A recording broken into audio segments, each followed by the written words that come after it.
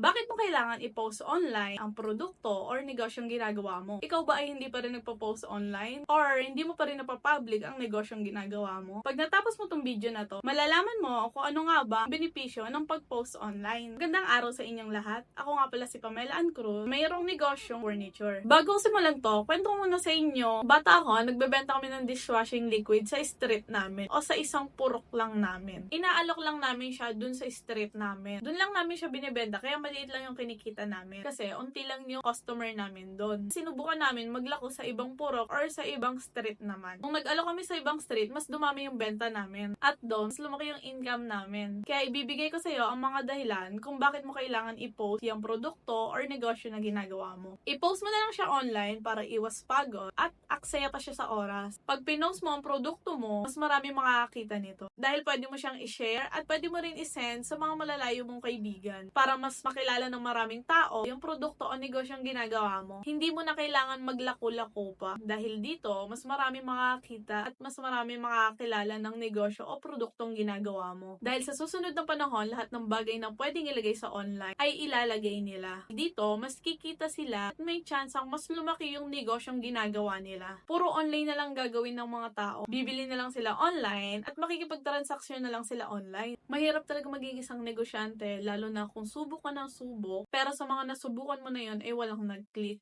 Kaya naniniwala ako na tayong mga negosyante ay dapat natin labanan ng mga hiya natin sa online o ang pag-public ng ating mga negosyo. Kaya samahan niyo ako upang tayo lahat ay makilala ang ating negosyo. May binibenta nga po pala akong furniture at woodcraft dito sa Unique.